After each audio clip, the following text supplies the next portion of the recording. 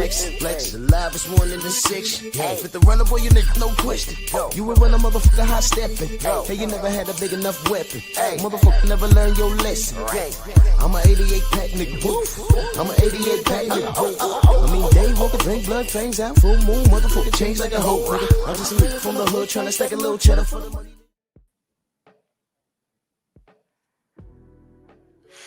Yeah, buddy. Yeah, buddy. Lightweight. Lightweight, baby. Oh, it's time to bleed. Drew Titan Bronx on deck. Shout out to the mighty LDBC. I want you to know something. The tides have changed. I hope you understand. Yesterday was an historic moment. You know Ish is real when my brother Black comes back and has to do a live stream of boxing. He was done with boxing. He was done with boxing. I mean, he was. If y'all go back that far, I remember when he did the live saying this is no longer a boxing channel. Because he's seen what we seen on the inside. He said, you know what? I ain't effing with that. He's still LDBC. He's still DHP, 100%.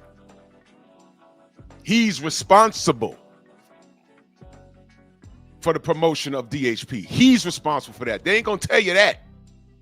They ain't gonna tell you that. I'm talking about the haters. They ain't gonna tell you that. He's responsible for Bud versus Errol. Did you know that? Did you know that? Do y'all know about Black? See, some of y'all are Johnny come latelys. Do y'all know about Black driving over to Bud's gym and making that a reality? Y'all know about that? Y'all don't know about that. My brother Black is responsible for a lot of things. After the thing with Deontay and how, you know, they tried to freeze out this young King Devin, he saw what it was. Y'all remember when during the pandemic, they were talking about boxing is dead? What was the big talk coming out the pandemic? Gary Russell and who? Devin. Who was responsible for that? We were. LDBC, we were. Fights don't get made on YouTube. That's what this fool Eddie Hearn tried to say. Fights don't get made on YouTube. Bullshit. We were close to getting Gary Russell and Devin Haney. Know how that ended? Rest in peace to Batman. I said, yo, we got to fight. Batman said, yo, we don't. I'm like, what happened, bro? He said, Pops don't want it. I was like, Batman, why not? He said, I don't know. And there goes that. So if anybody asked, I'm not saying Gary's ducking or nothing like that. But when his Pops was alive, Pops had the last call. He said he didn't want it.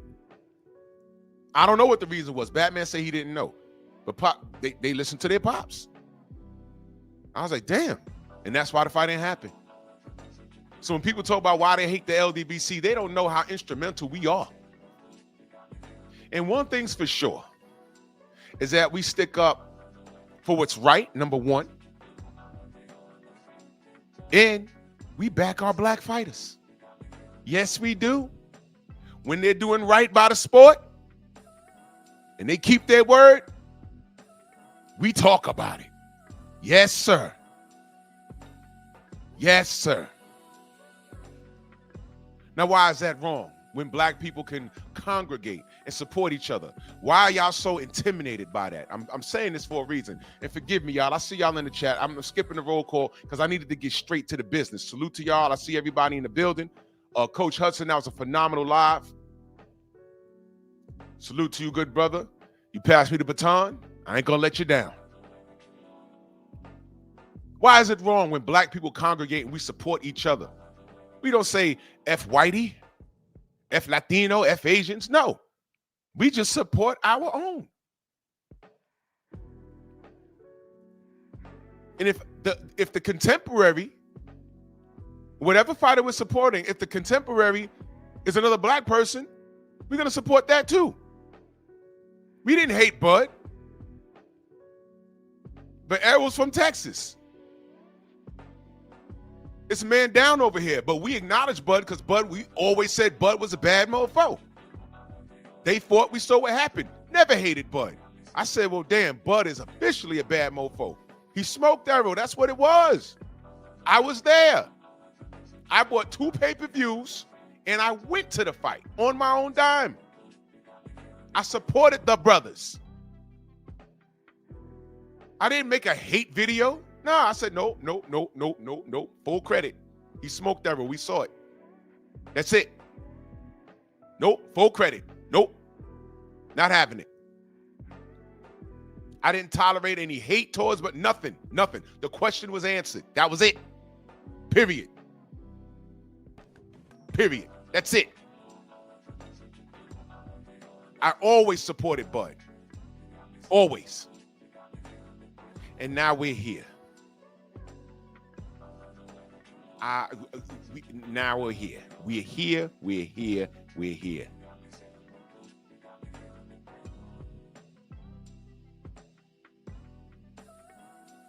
The reason why I brought up the race thing is because the WBC,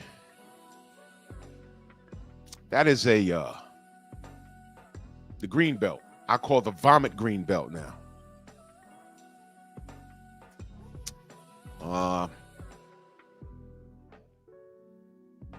That's a Latino belt, is it not? I mean, let's call it what it is. Call it what it is.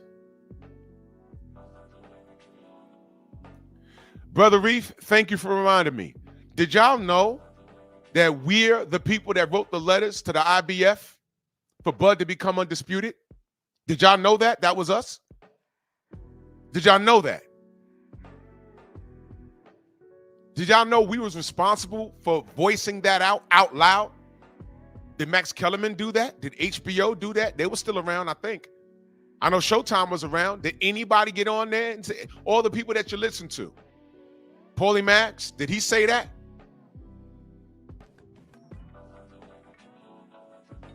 Anybody?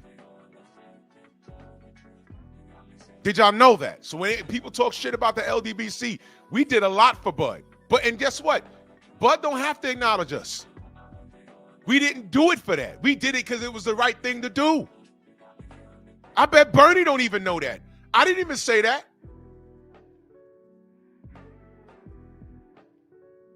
I didn't say, Bernie was on the show. I didn't say, hey, man, you know, we lobbied for. No, there's no need for that. We did it because it was the right thing to do.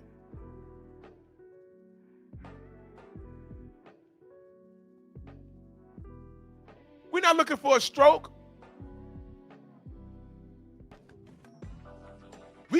The whole time, we tried to protect the integrity of the sport of boxing. And what do we get?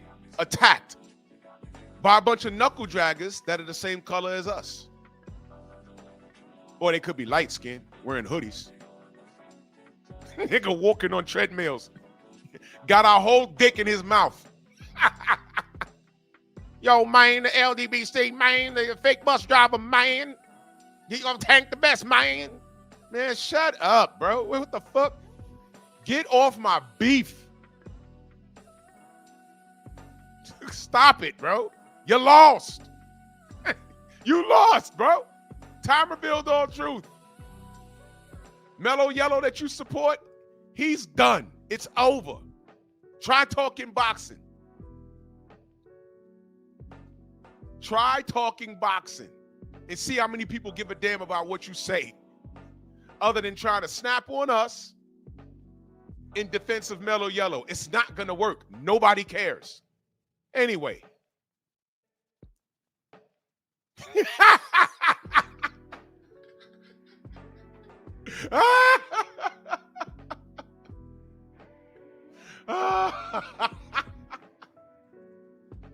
Sauteed nuts, guzzle them, man. Get the fuck out of here.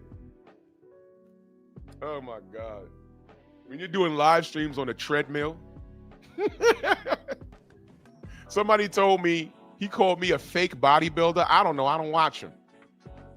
A fake bodybuilder? I never claimed to be a bodybuilder. I just lift weights, eat healthy, and I just look like, I just look this way. And I share my videos to motivate people. I'm a 50-year-old man. Dude is barely 40 and he's walking on a treadmill in a hoodie in the house. Is it cold in Texas? By the way, anybody from Texas, is it cold that y'all gotta wear those kind of hats on your head in the house? What's going on there? For the rhetorical question, I really don't care. But you know, Young Abel in that super chat, he says black fighters need to do what Riddick Bowe did, throw the belt into the trash. Turns out he was right. In principle, he was right. In theory, thank you, Tay-Tay. In theory, we needed that Lennox Lewis fight. At the time,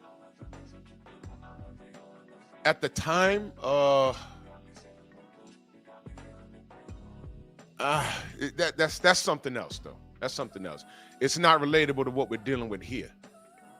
Well, it is, but it isn't.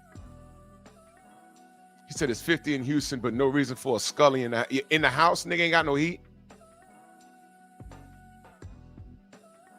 Nigga on a treadmill, out of breath. Justifying mellow yellow. I mean, really think about that. That's signs of a sick man or a sick grown adolescent. I'm a fake bodybuilder, so I guess he's a fake track star. Nigga on a treadmill. The niggas on a treadmill talk about me. What the fuck? I was like, yo, what the fuck? Why? I was like, yo, why are you sending me this? Oh my God. It's comical. To me, it's comical. It's comical. Nobody cares about that guy's boxing opinion unless he got his knee pads on and he's opening his mouth, right, on his knees, guzzling Tank. Well, he can't guzzle Tank. You know what's crazy? BF says what he says about Tank, and I'm gonna get back to this because this shit is irrelevant. I just need to say this stuff. BF has a real relationship with Tank's team and actually tried to get that nigga to talk to the team or on the rise, whatever it is, and they said no. And I'm like, wait a minute, how? And I spoke about this a while ago. I said, yo, you need to get him on the rise or something. And you know, it's out now, so I could say it. BF told me this a while ago. He said, nah. I said, why? Why not? This dude, you know, him and what? He says, nah, they don't fuck with him. I said, you're kidding. They don't know his channel? Or he said, yeah, they know. I said, so why don't he? They like, yo, nah, they don't even want to talk to him. I said, oh, shit. Guess what? Tank's OG was right there. Yeah, Fatal Fury in New York, Tank's OG was right there. There you go. All of that ball slurping for what? These niggas don't even want to talk to you. Put you on blast on social media, the World Wide Web. And I said, that's not fair. I said, man, that's not right. That's not right. This is his #1 supporter right here. Why he do that? And then says, brothers fight. That nigga don't know you. This nigga's in love. He's a stalking woman. This nigga's in a relationship and the other nigga don't know he's in a relationship. This is the shit that nightmares are made of. Anybody in the chat, male or female, have y'all ever had a stalker? I had one that I legitimately had to call the police on, a woman. This was years ago. I said, oh shit, this bitch crazy. I mean, keyed up your car type stalker. Like, what happened to my car?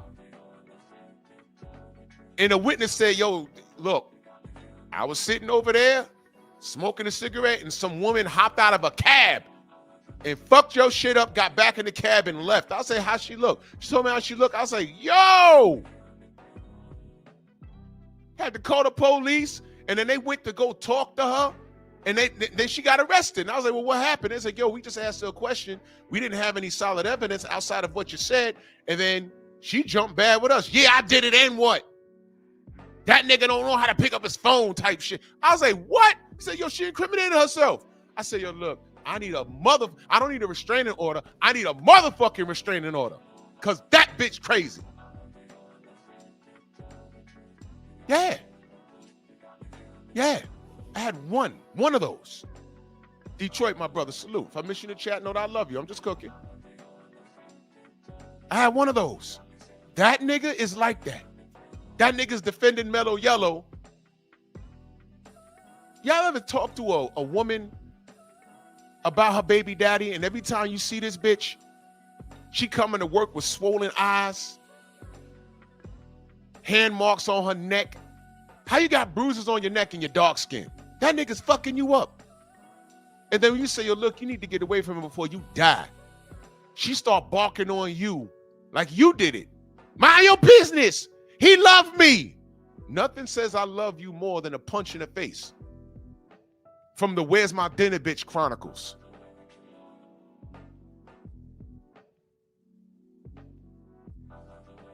How was your day at work, honey? Boom! Shut up, bitch! Go make me turkey pot pie! Looking ass. That's these niggas. That's that nigga. No man, I don't care who you are.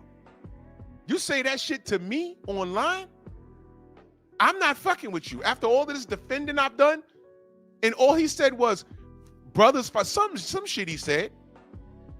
Family fights or brothers fight. I was like, that nigga's not your brother. He don't even like you. Look what he said, bruh. And I said that was wrong. Now, I did a little meme, and I did it to be funny. I wasn't firing shots, but he came up here, oh, you it's like that. We doing that, Drew. We doing that, Drew. Well, my live tonight is get the fuck out of here, nigga. Shut up. I don't give a fuck what you're doing on your lives. You know why? Because I'm not there. So do your worst. Nobody cares. But stay on that treadmill, though. Track star. Freedom's March in that super chat. Salute. Salute to you, good brother. Great cook yesterday. Junior. Yeah, exactly. The Where's My Dinner Bitch Chronicles. Yes. Niggas is hoes out here. I'm talking boxing. What the fuck are they talking about? I'm talking boxing. What are they talking about?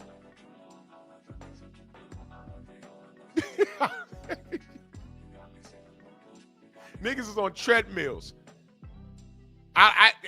Niggas told me what he said. I'm a fake bodybuilder. Damn right. Never said I was. He said, what'd he say? I was a fake bus driver? Nah, I really do that. Dude, you know what you don't want to do? You don't want to get in a roast session with me. You will lose. You're not going to win that. Light skin?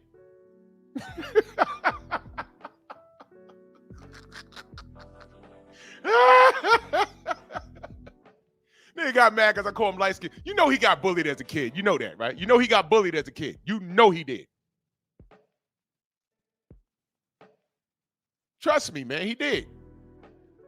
The kid that come into the classroom, it's like he got a big nose.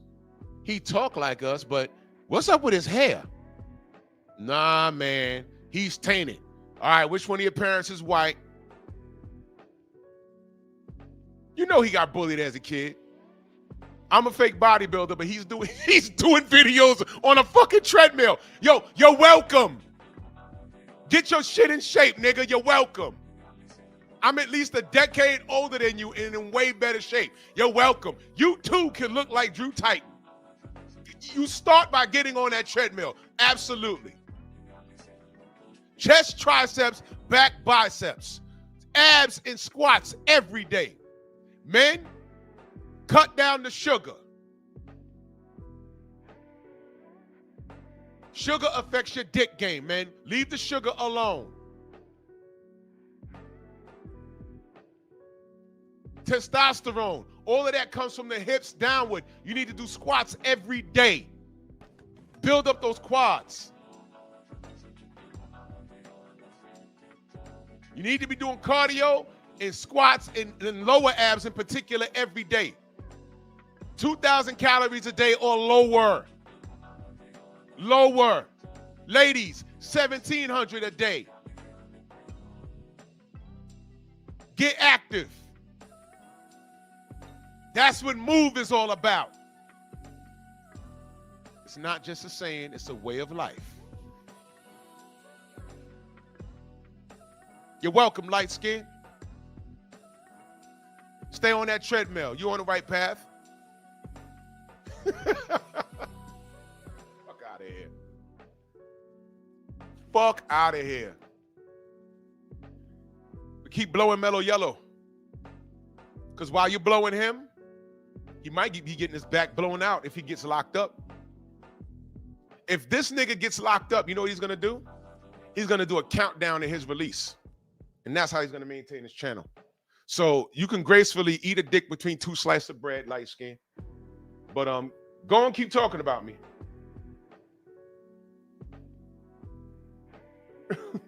You know what's crazy? You know what's crazy? Like most of these niggas on YouTube that got my beef in their mouth,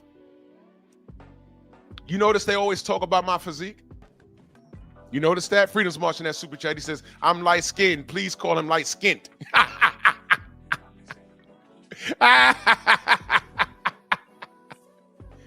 You notice all these little niggas talking, and I stress the word little niggas. They always talk about my physique. Now, why do you think that is? Why do you think that is?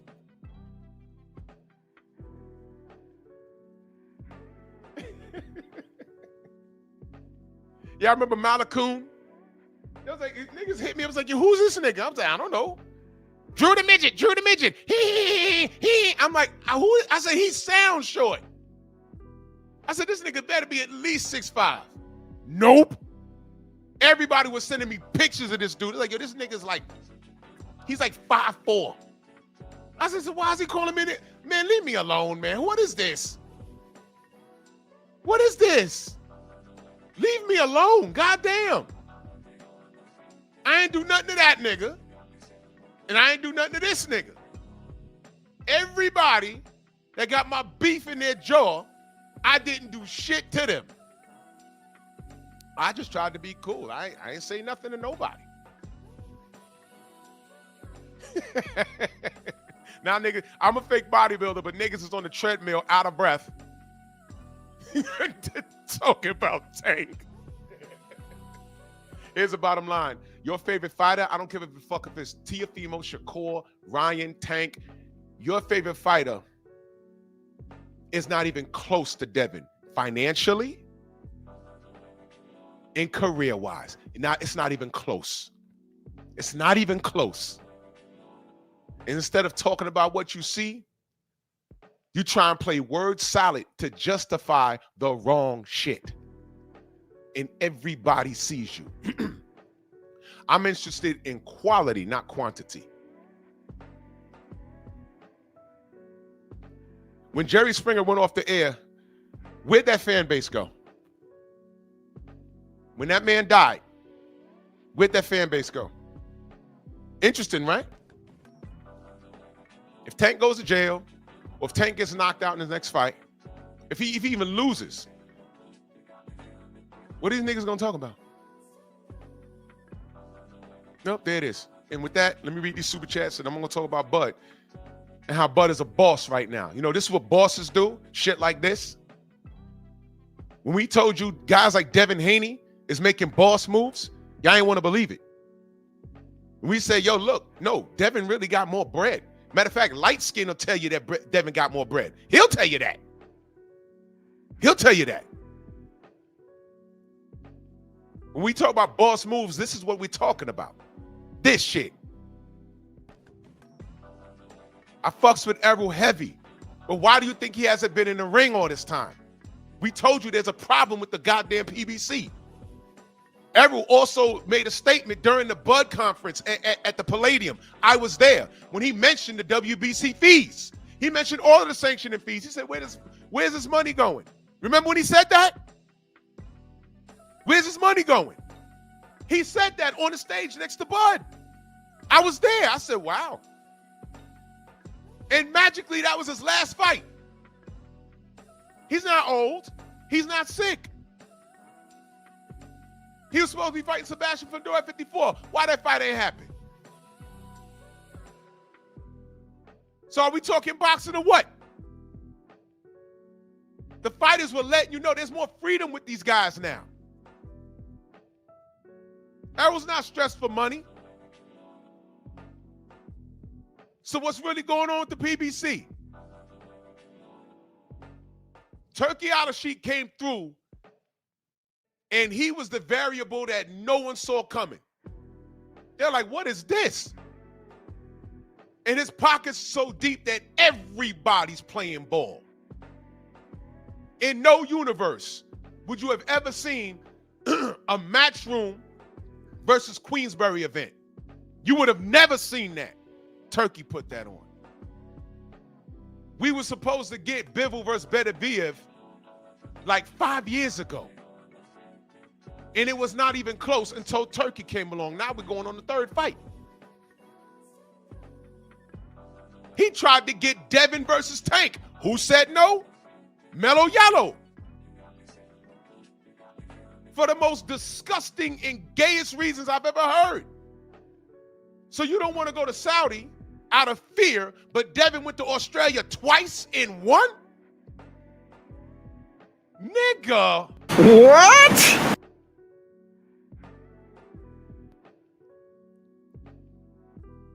Turkey's bringing out the smut in you. All of you. But this is a double-edged sword. We're going to talk about it. It's a double-edged sword.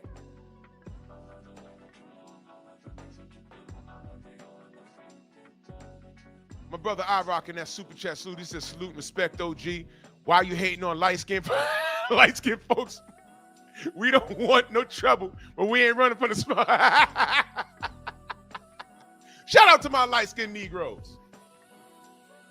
But some of y'all motherfuckers, that other come out you, be like, yo, okay, I'm starting to see what's going on now. It's like your eyes was brown, but now when you talking shit, your eyes turn like green. It's like, uh-oh. That's that Euro shit coming out. What's going on, man? Who's Scottish in your family? Bruh, what the fuck? Relax. Professor X in that super chat. Salute to you, good brother. Salute.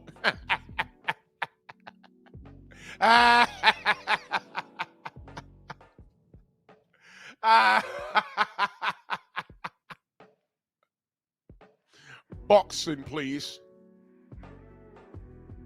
Oh, God. Big Joe Townsend, salute. So, Mauricio's mad, right? You know what, Mauricio? You know what I'm mad at? I'm mad that when Deontay Wilder was on the Breakfast Club and he said, I want a body on my record, you lost an investigation. What the fuck was you investigating? Exactly. He said it. And what? What are you going to do? Take the belt? I see Maurice in the chat. Aaron, salute. What was the investigation about? Wait, he's not supposed to say that? Once upon a time, there was a fighter named Roberto Duran. Y'all just Google the shit that he said. I mean, the shit that he said when he was younger was like, damn, bro. Damn, man. The fuck? I don't recall anyone launching an investigation on him. I don't recall. I could be wrong. Let me know. Did any sanctioning body launch an investigation on Roberto Duran because of something that he said?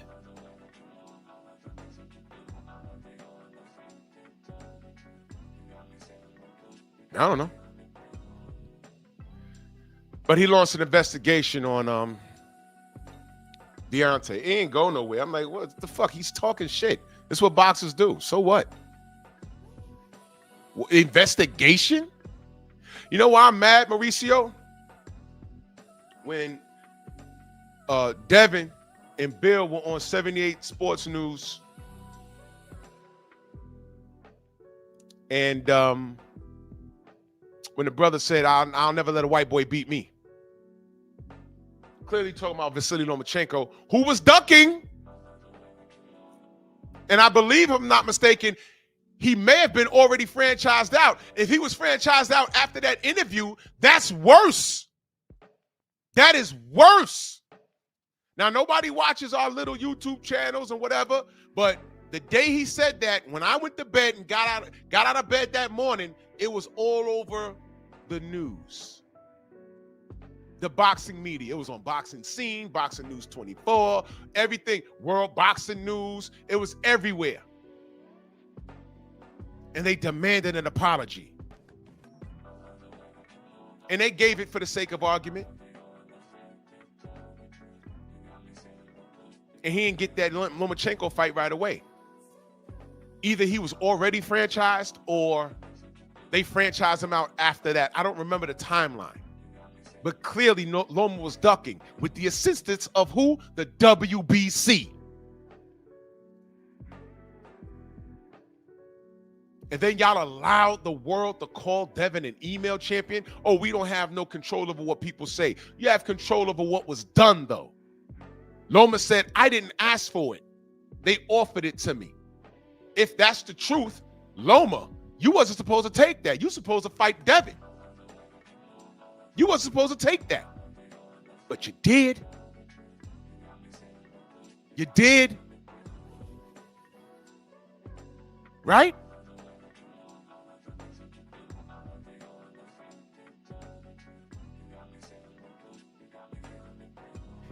And if Mauricio's telling the truth, Loma, you petitioned for it because they say that's not how it works.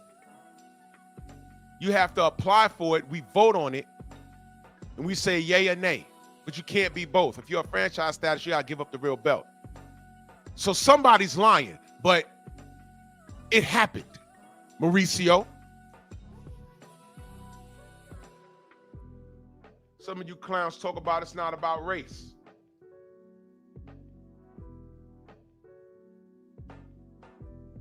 Hold on, I'm reading something.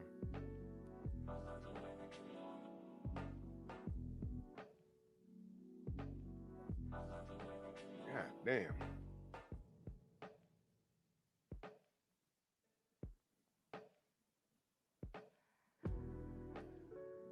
All right, thank you, Stormy. Hold on, let me get to this cash app real quick. EJ and that Thank you, EJ. Yeah, I'm getting it out today. I couldn't get it out tomorrow. I'm sending it out today. I had so much to do. I'm sending it out. As soon as I get off this live, I'm out of here. I'm gonna send it. I'm gonna text you, brother. Salute to you, brother.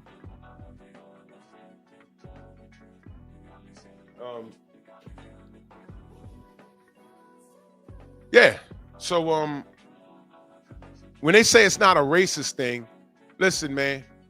In real time, y'all remember those racist emails that got leaked from Golden Boy?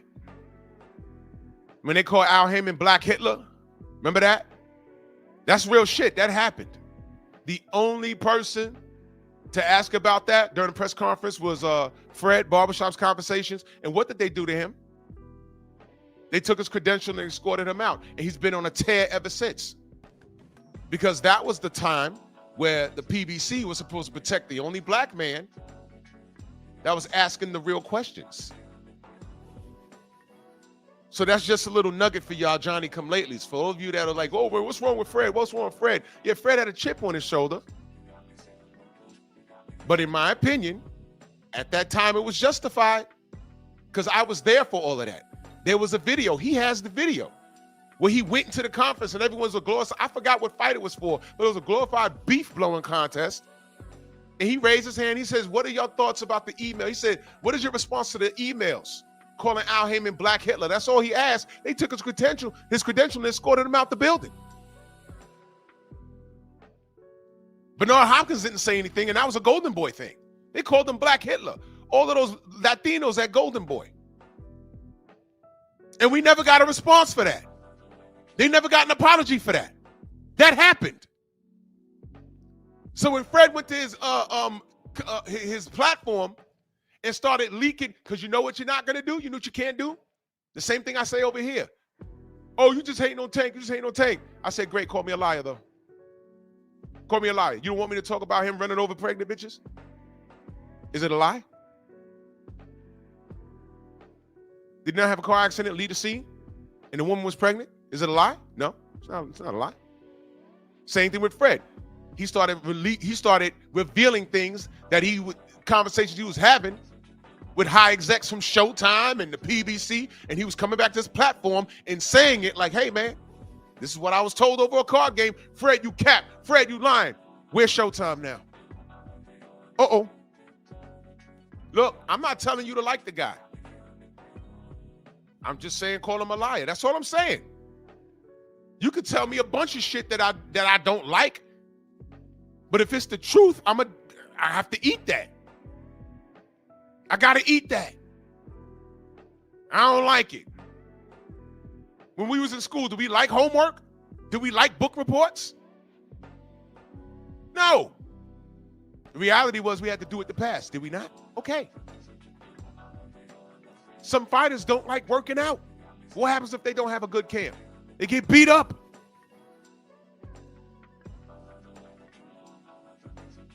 It's a reality. And the reality is the WBC is full of shit. That's the reality. And they've been doing this and getting away with it because there was no other choice. Every fighter felt they had no other choice. What DHP did, they cut deals that worked for them. I'm not signing a lifetime contract. Shout out to Anthony fucking Joshua who don't know any better. He thought signing a lifetime contract will have him a steady income stream so he'll never go broke. I don't know what's that about. I don't know what that's about. I don't know. But Devin was never still in anything. And then in the midst of him moving around, Turkey came along.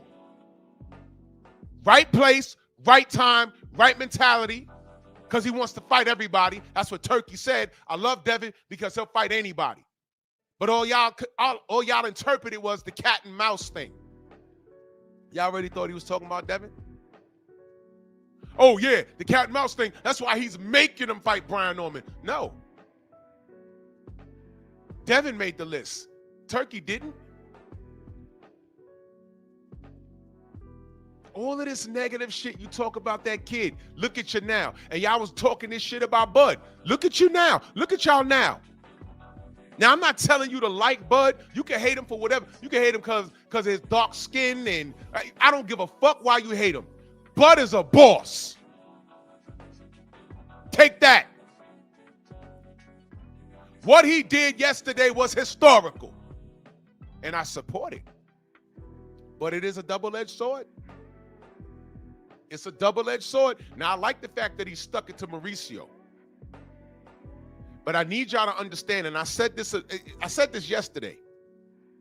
It bears repeating. What Bud did, I've been wanting to see a fighter to do this for a long time. He has access to Turkey money. He has access to another entity that actually doesn't give a shit about any sanctioning body, but they also have the money not only to compete, but to eclipse the sanctioning bodies. And that's great for the A-list fighters. What does that mean for the kid in the gym right now? What does that mean? Tell me, what does that mean for the kid punching the bag in the gym right now?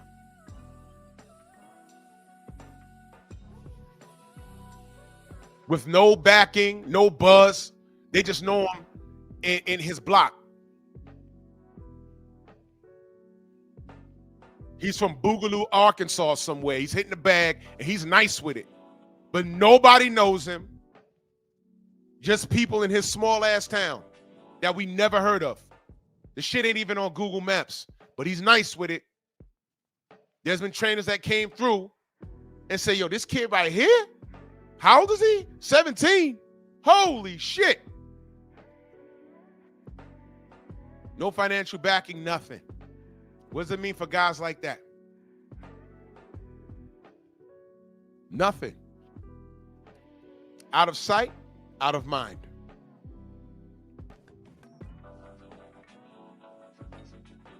Yeah, my bad, Rod.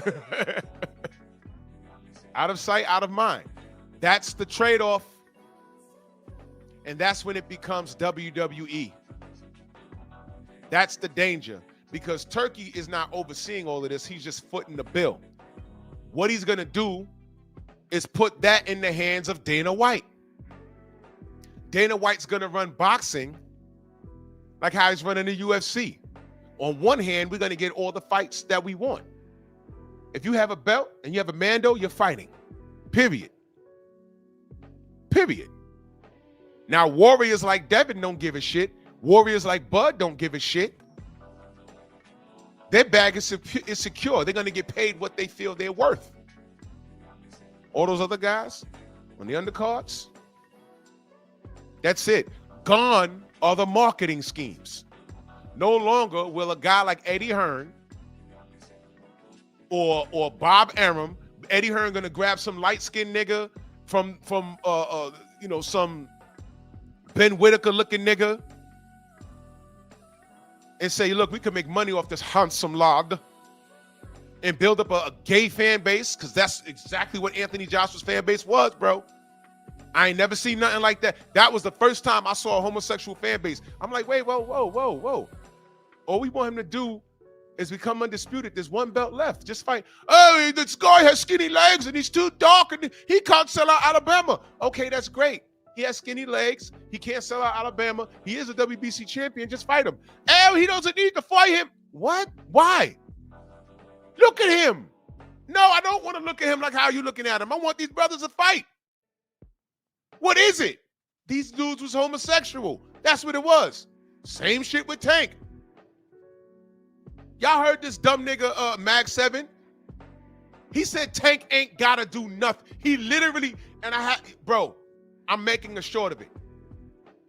He said Tank ain't gotta do nothing. What are you talking about, bro? Yes, he does. There's 4 belts.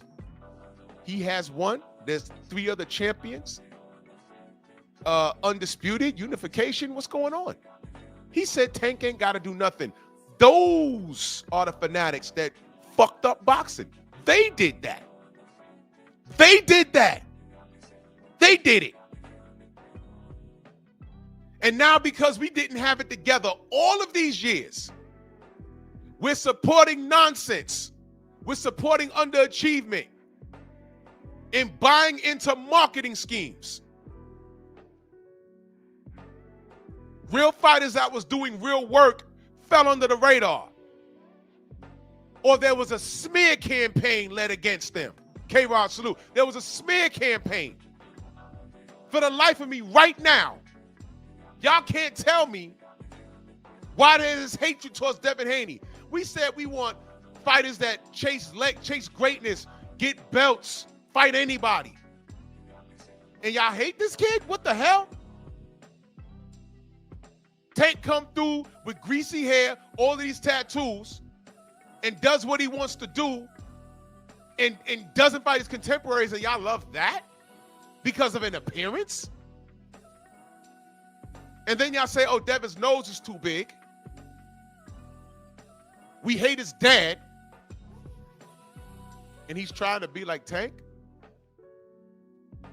Nah, Devin has a father in his life, and he's too well-spoken. You want to talk about an appearance? All those kids dress like that and got tattoos. All those kids do that. What are we talking about? Why are we talking about that? Can I get the fight? I want to know who's better. And it turns into a monkey fest. Planet of the Apes. Niggas bouncing off of walls. Why Tank ain't got to do anything? Why AJ ain't got to do anything? This guy ain't got to do shit. This guy ain't got to do shit. Yo, wait a minute. This guy has a contemporary. This guy's a contemporary. All those belts that were moving around at 35 and Tank ain't got to do nothing? I told y'all, people have to qualify to talk boxing with you. I don't have to like deal with that. But that thought process It's how we got here. Nobody saw Turkey coming. He came through with real bread and shut shit down. Jai Opatai said, yeah, I'm going to drop my belt to go get this money. And I think it was, what was it, the IBF? Correct me if I'm wrong. Was it the WBO or the IBF? I forget. But they said, hey, man, you go over there and take that fight in Saudi. We're going to take your belt. He said, take the fucking belt. I'll get it back. And that's what he did. They didn't say, we're not giving it back. You know why? They need Jai. And that's what these fighters never understood. Well, they understood it, but they felt they didn't have any other options. That's what they felt. What else am I going to do? This is just how it is. No! I need to show y'all something.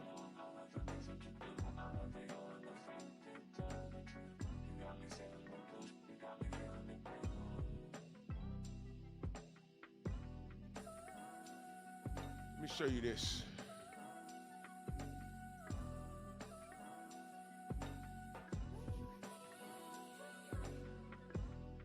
Oh, come on, for fuck's sake.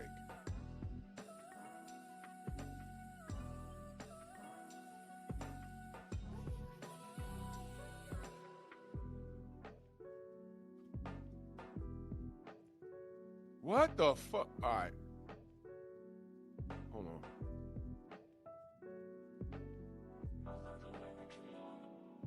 There we go.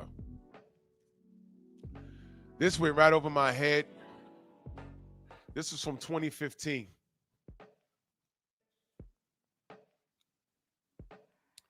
Sources, written by Dan Raphael. Miguel Cotto refused to pay $300,000 sanctioning fee. This was 2015, y'all. WBC strip lineal champion Miguel Cotto of his middleweight belt Tuesday, just 4 days before his mega fight against former unified middleweight champion Canelo Alvarez in Vegas. Did y'all know about this? Some of you may. There it is right there. Y'all know about that?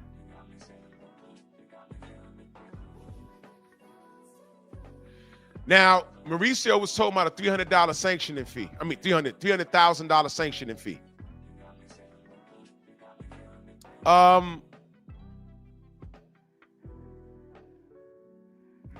Those fees are based off of a percentage of what you make. So I'm telling you off the bat, this hoe ass dude lied. Mauricio, he lied.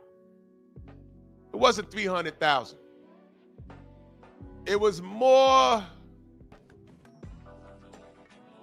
It was like 1.2 million. Dude's a liar. But what was interesting was, well, I'll let you hear it for yourself. Listen to this dude, bro. I need you to listen. Not comply with the rules. Then he moves up to super middle and makes the fight of the century, beats Canelo, makes $50 million or around that. Stop right there. $50 million? You know, leading up to that fight, dudes told me it was less than that. Y'all know I don't care about money.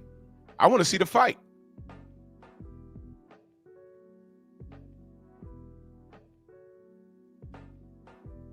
$50 million? How does he know he made $50 million? Interesting, right? Well, let's listen to what he has to say. That the WBC absolutely is not going to charge 3% of such an amount.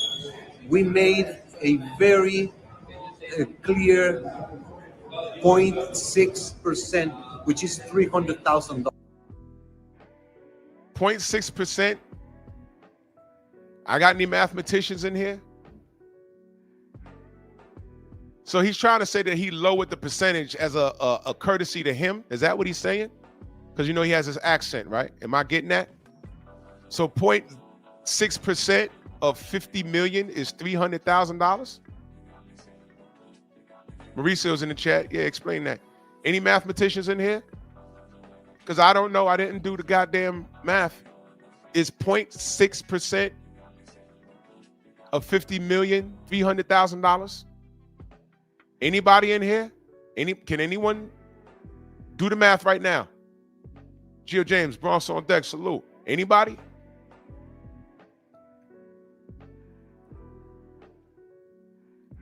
Cedric said yes, it is. 0.6% of $50 million is $300K. I'm asking because I don't know. Okay, they said yes. He said close. Okay. With $225,000 going to. He said 200. So if Bud paid the 300,000, 225 was going where? Watch this. The Jose Sulaiman Boxers Fund. The Boxers Fund. Wait, let me bring that back. Listen to what he said. Listen to what he said.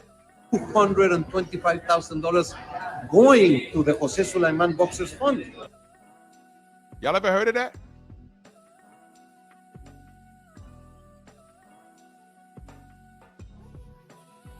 Huh? Boxers Fund?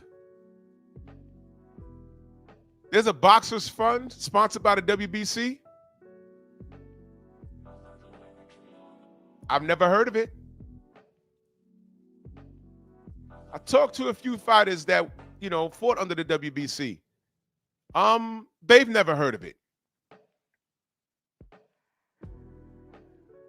Lamont Griffith said it's $3 million. All right. So I'm okay. I'll get back to that. I don't know what the okay, I don't know.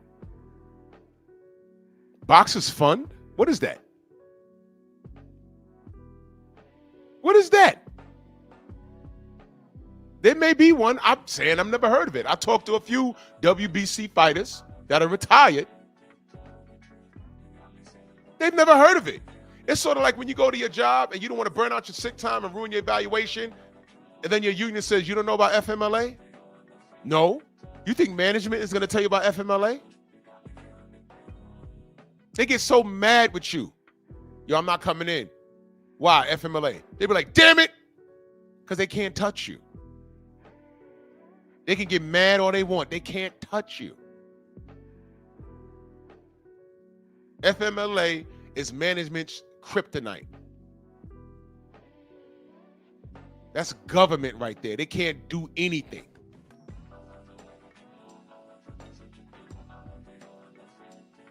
Which is to help former fighters in need. To help former fighters in need. I hope they're helping Angel Man Freddie. I talk to Freddie Pendleton at least 3 times a week. They're in need. I'm just asking. I'm just asking because I don't know. And it is just regrettable. Not even a thank you. Thank you? For what? Look at his face, bro. Somebody screenshot that, please, and send it to me. Mook, what up, Mook? Somebody, please. He said not even a thank you.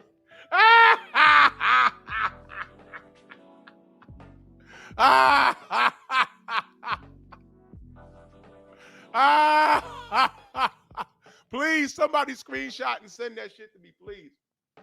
Lord have mercy. Not even a thank you. Oh my God. Oh shit. This is funny. This is funny. Yo, dead ass. This is funny. Oh my God.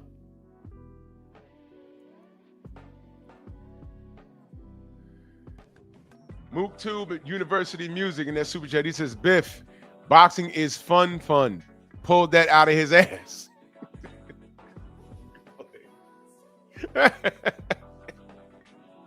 Lord have mercy, bro. Oh, this is comical. Thank you, brother.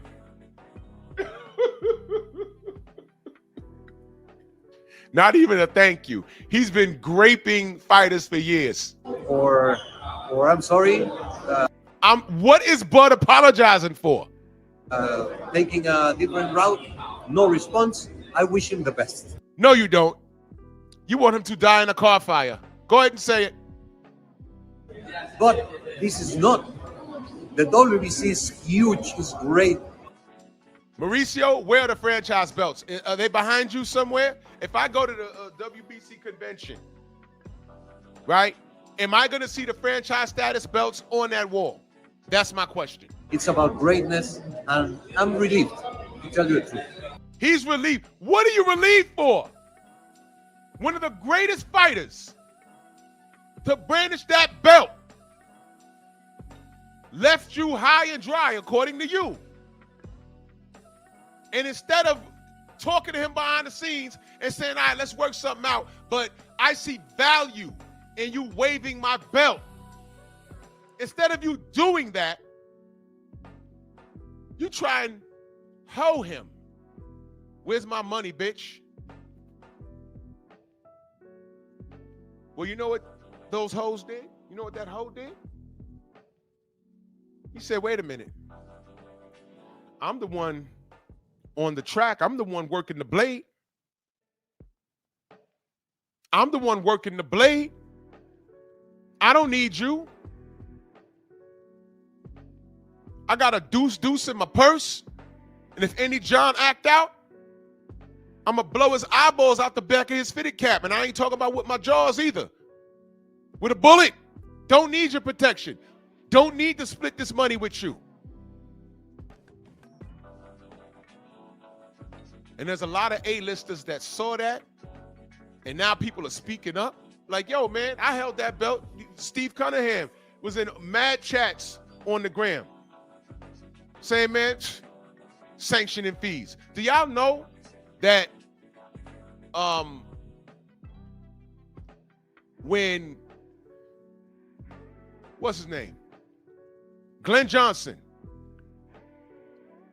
What belt did he win, but he couldn't afford to keep it? So he had to vacate it. I forgot which one, but he won and he couldn't afford the fees.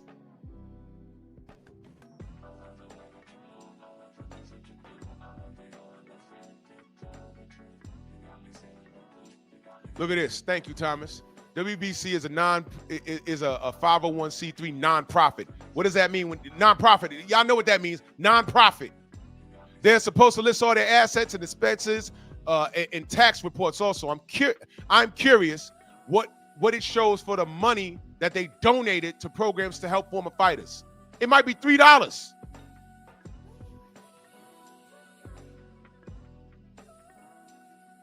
Tell them to list it. Can't let him. Man, we should do a whole show on that shit. Open the books. What fighters have they helped? They may have. Open the books. Nonprofit means tax write-off, y'all. I just want to let y'all know. I just want to let y'all know that. Thank you, Chris Legg. He vacated the IBF before the Tarver fight because business was going to get in the way with that. But he vacated that belt so that they could fight. Carlos Baldomir beat Zab Judah. Was it the Zab Judah fight? Carlos ended up with a belt that he couldn't afford. Tata Baldomir. Or AKA Chester the child molester. Just look up. I don't like talking about him. Look up why he's in jail.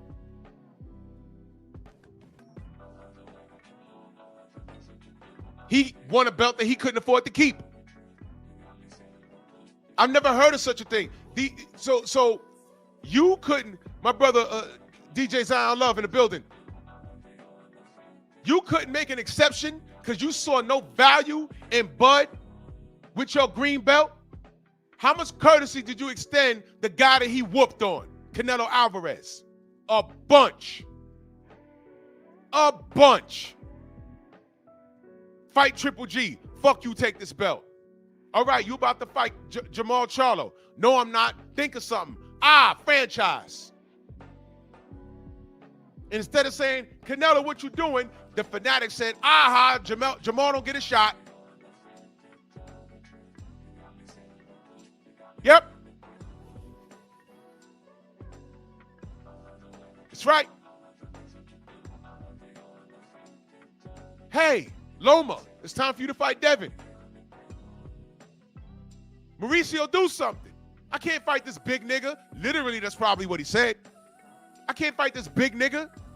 Ah, franchise. He's the second one. Then he fights Teofimo, loses, and then I see them handing Teofimo the belt. I said, that's the franchise belt. It's not transferable. The original rules were it cannot be transferred. It's a special privilege. It's a new concept. He told that to who? Barbershop Conversations. I was in the chat. I was listening. And when he was explaining it during that live stream, if you could find it, go find when he was on Barbershop Conversations. Because I swear to God, that man got drunk live on stream. We kept asking him questions, and I swear he was taking shots off camera. All of a sudden, his hair was getting leaned over. The lighting got all fucked up. Bags under his eyes. I said, what's wrong with this dude? And he was trying to explain it, and everyone was like, well, Mauricio, that still doesn't make sense. Look, it's just a new concept. Y'all have to get used to it. Well, we left it alone, and what happened? It went from being non-transferable to transferable once a Latino won it. And then you find out that Teofimo, who was a top-ranked fighter, WBO, said that he had a meeting with the WBC to what? Freeze Devin out. He said it. He said it. 2018, he said it. I said, what is he talking about? And then we saw it a little after the pandemic. This plan was in motion for at least 24 months. It was in motion. All he had to do was beat Loma. No, I'm sorry. He beat Loma. They were saying he was undisputed. They were freezing out Devin, calling him an email champion. That's why I said that was their responsibility. They were supposed to shut that shit down. They didn't. They ignored it and let nature take its course. Then he fucks around and loses to George Kambosos. And at that point, it was out of his hand. Devin came in and cleaned shit up. Tio didn't want no smoke. Shakur ain't want no smoke. Tank ain't want no smoke. Those are the facts. Nobody wanted it. Shakur didn't want it on the way out. He knew his worth, right? That's what he told him. Not enough money. Money, right? Not enough money. And Devin don't sell. And this, that, pay-per-views. Remember all of that? He only sold 17,000 pay-per-view. Hashtag boxing. Remember that? That fat cracker lion, remember that? You remember all of that? So he knows his worth, but he forced Edwin De Los Santos, and ESPN said it was a stinker. Did he make the same money with Edwin De Los Santos? How about this? Was the price bigger? No and no. It wasn't on pay-per-view. He didn't make the same money, and it wasn't a shot at undisputed in one fight. And Devin was going to be drained. That's what he said. So Devin leaves, goes to 140. And you clowns are saying Devin ran to 140. No, he left because nobody wanted to fight. But he ran though, right? You niggas are amazing. Well, here's how God works. In the midst of all of that confusion, talking crazy about Devin, all of that bullshit y'all was talking, pay-per-view sales and all this shit, enter Turkey Al-Sheikh. And I knew he wasn't playing.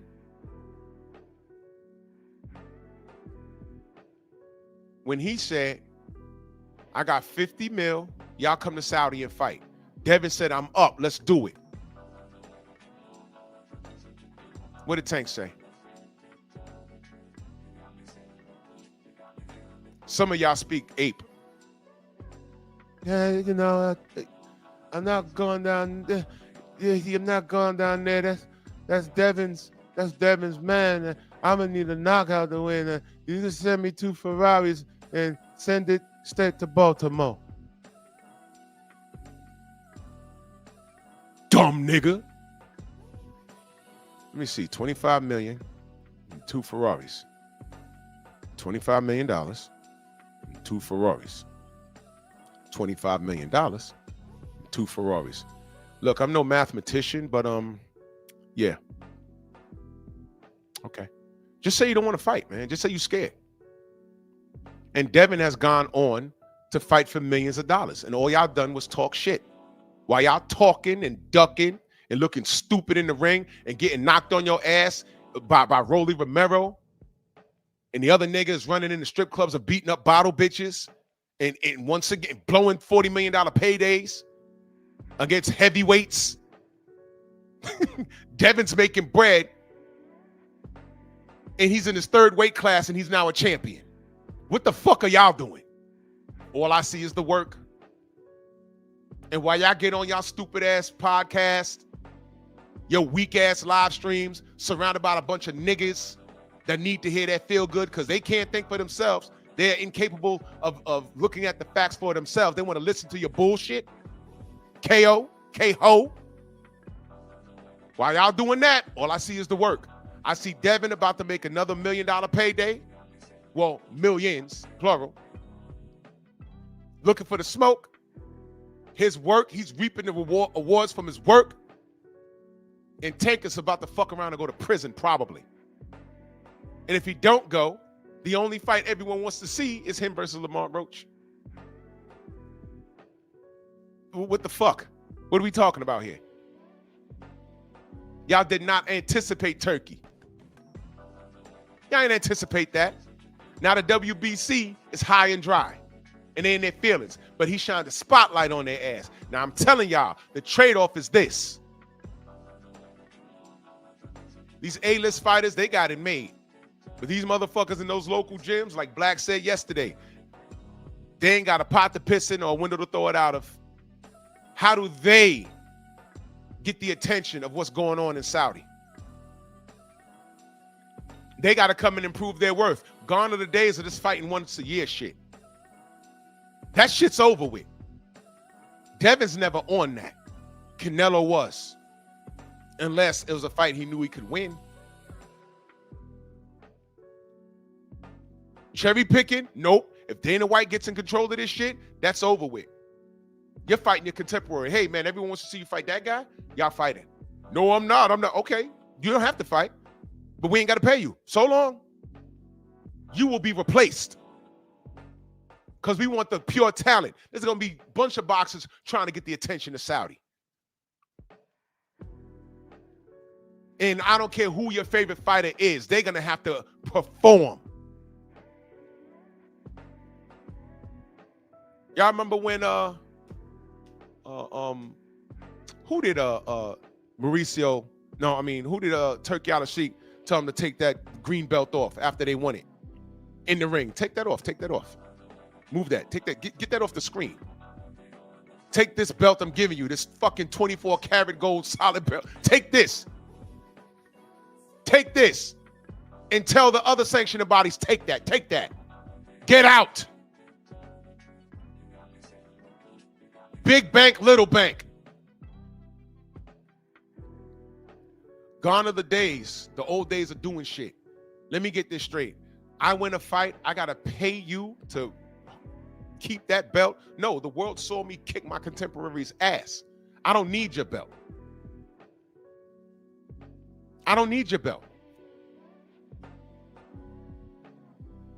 Imagine fighting for $1.2 million. And you got to pay your trainer, your corner, the facilities you use to training, and you got to pay the WBC a few $1,000s. That 1.2 drops down to like $90,000 real fast. You have to fight again.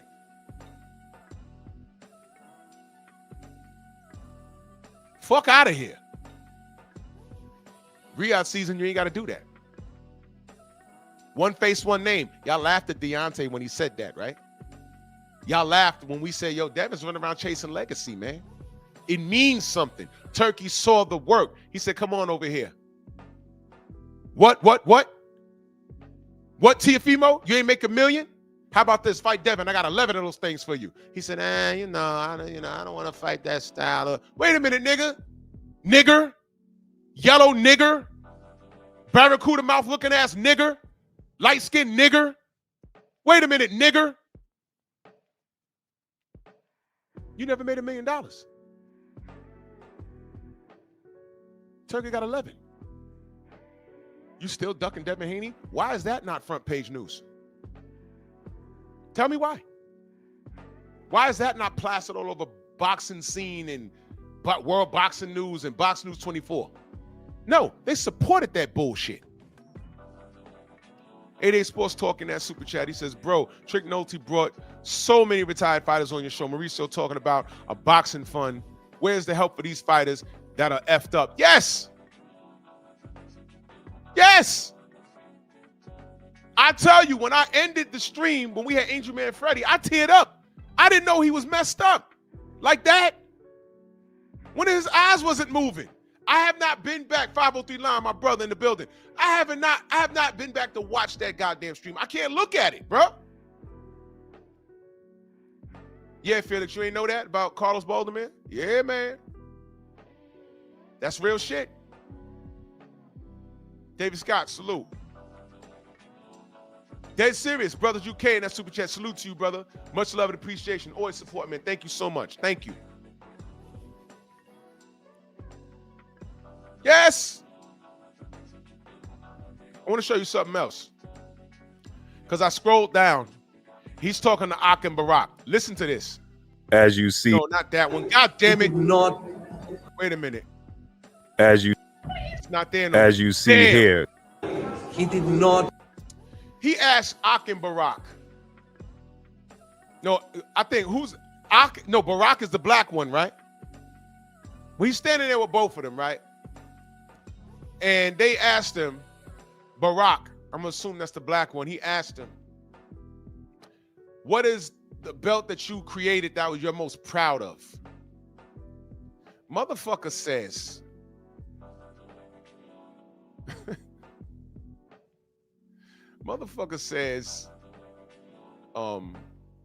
the Juneteenth belt. The Juneteenth belt. That's what he said.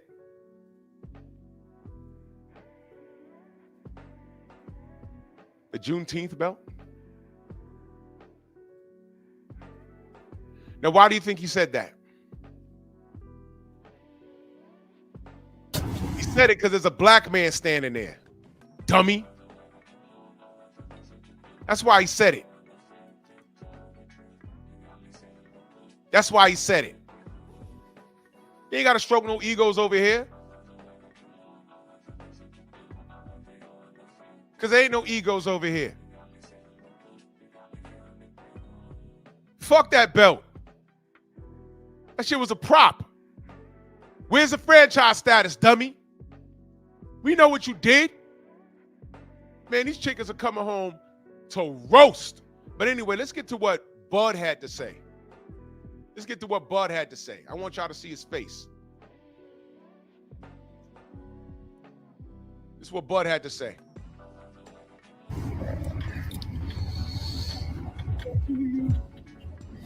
Man. Shout out to Bud.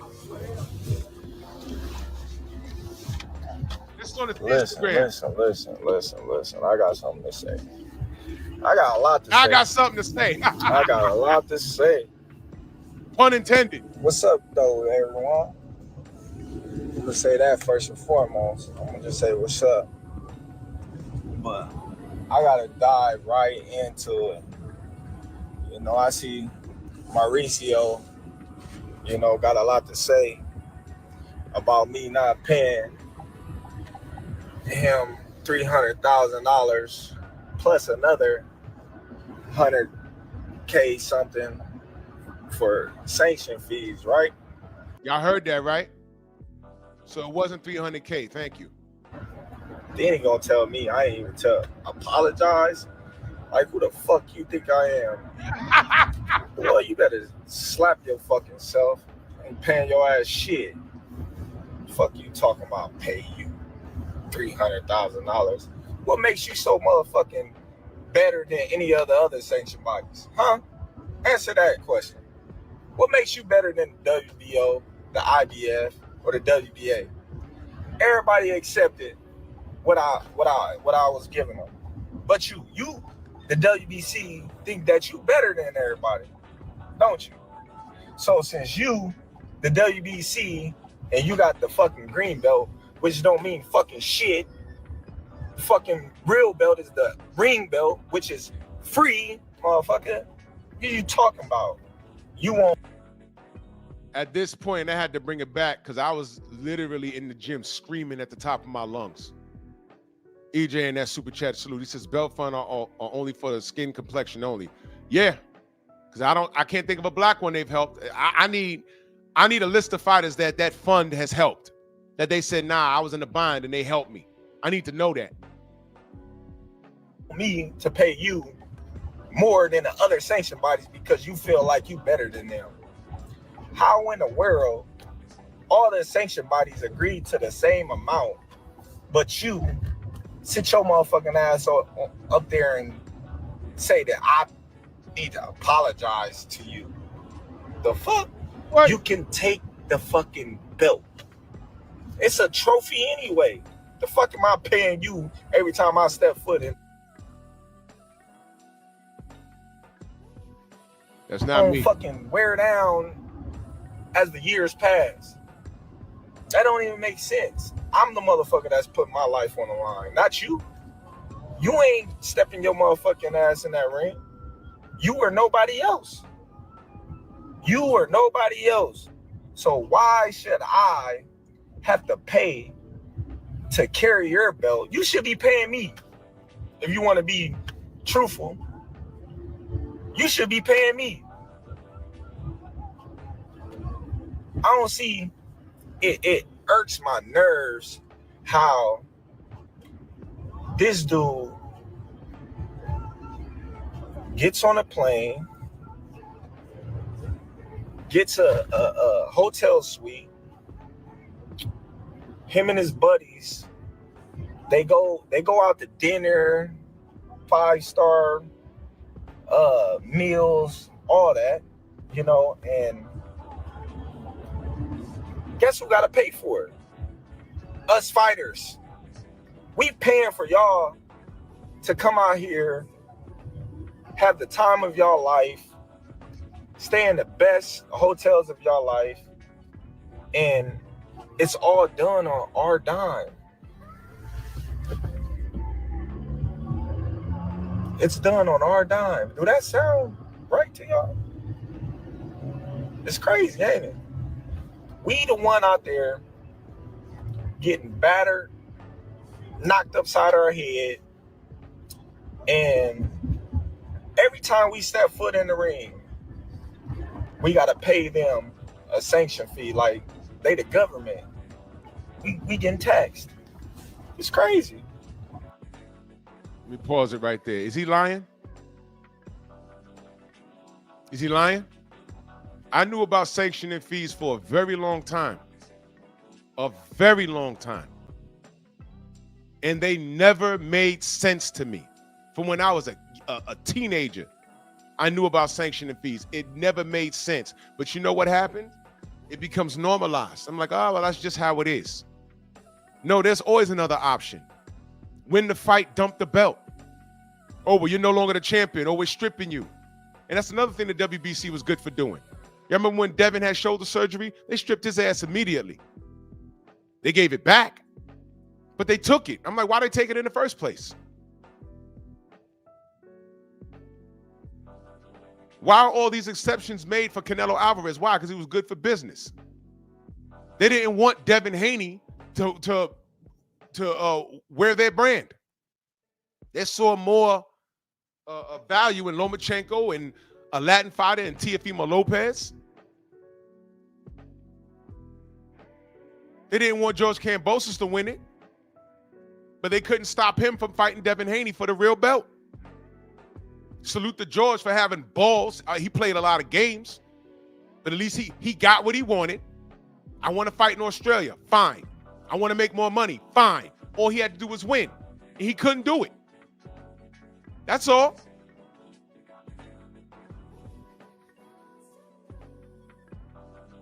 These fighters need to take a stand, but you gotta be careful. Because killing all of these 4 sanctioning bodies, and putting all your eggs in the basket of Saudi, I hope you understand what you're doing if you do that. What Mauricio Sillyman was supposed to do was take this L. It's not even an L. You have under your banner probably one of the greatest boxers that we've seen in the last 25 years. And you fuck it off? This is why we look at Top Rank crazy.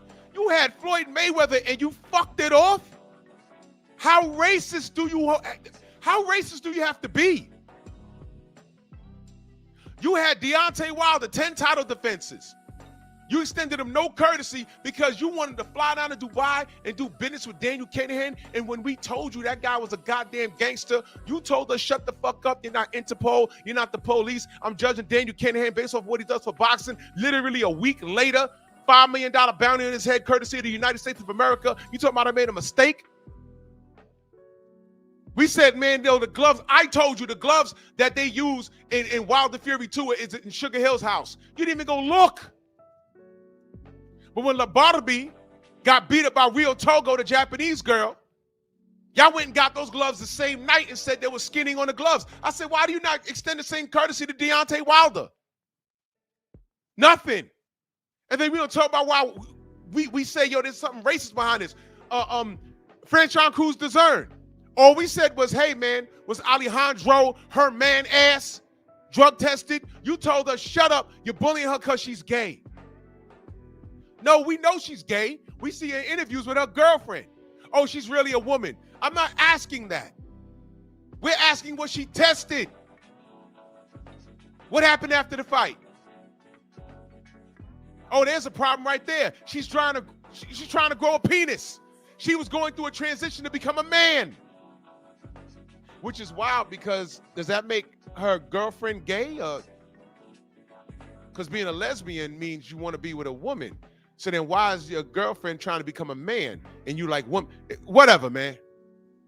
Not my business. Boxing, please, right?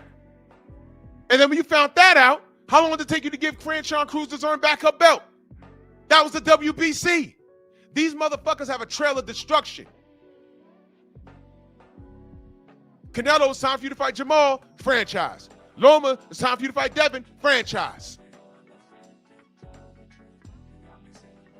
Bud makes an historical. When is Mauricio, when did he ever say that this was a historical moment? Like he said when Fury beat Wilder, allegedly. He told us, shut up. We're trying to take away from a historical moment. That's what he said. And we said, no, fuck that. Check his gloves, man. These bleeding out his ears. What the fuck was that?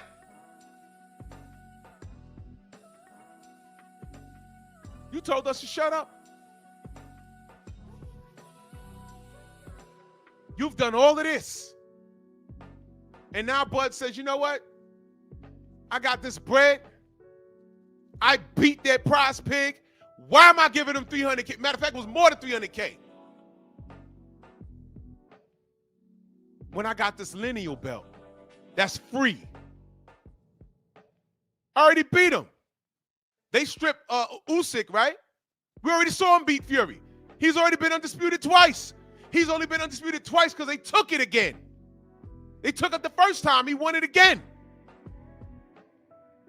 So now when you look on his box rec, when he hangs it up officially, it's going to say two-time undisputed champion. We're like, well, how did he lose it the first time? No, he didn't lose it. They just took it. Fees for what? We don't pay to see these belts. We pay to see the best fight the best. Fuck those belts. And Turkey came through and paying these fighters real money. No, I'm not paying you money and then you got to give me back 1.2 and then pay. No. Bud, we paying you 70 mil and then you pay your camp. The rest is all you. And take this belt home with you. That's it. It's been robbery with these sanctioning bodies. And you want this brother to apologize? For what? apologize, man. You should be grateful that you got the bad parts of the pig. Be grateful that you're getting parts of the pig anyway.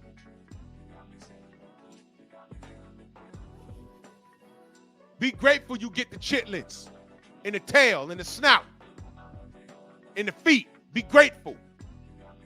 Yeah, we've been grateful for a long time. A long time. They really, and the sarcasm when they said at that conference, we wish Bud the best. There's a big old cartoon cutout of Bud, and they said you could sign it on the way out. Nah, you know what? Dead ass. I think that was a death threat. Yeah, I'm going there. I wish him well. Safe travels, whatever the fuck they said. Did y'all hear that? I said, that sounds like a threat. That's like someone that you don't like, but like, yeah, I'd have a nice day. You don't mean that. You want them to fall down a mountain, fuck a flight of stairs, a mountain. Johnson says, boxers form a union, other sport. You know what? That sounds great in theory. We spoke about that before. When we had Reggie Johnson on here, he was trying to organize a union. Boxing is a sport where it's pretty much every man for himself. And all of these sanctioned bodies and these promotions and these managers, they've played so much chess over to the point where they've made boxers dependent on them. The rap game used to be like that until rappers started understanding, hey man, don't no one care about what label I'm on. They want to hear me.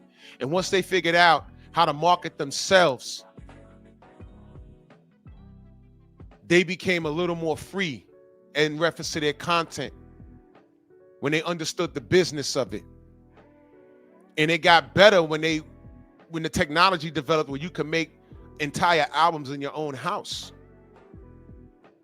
Back in the day, I remember having to pay to go to a studio, 4 hours.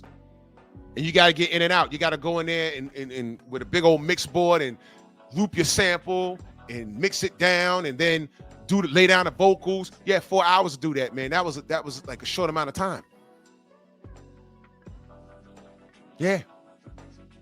Yeah.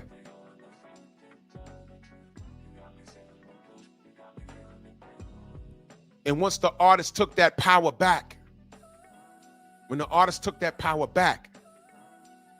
labels had to change how they did things because they needed to make money off these niggas.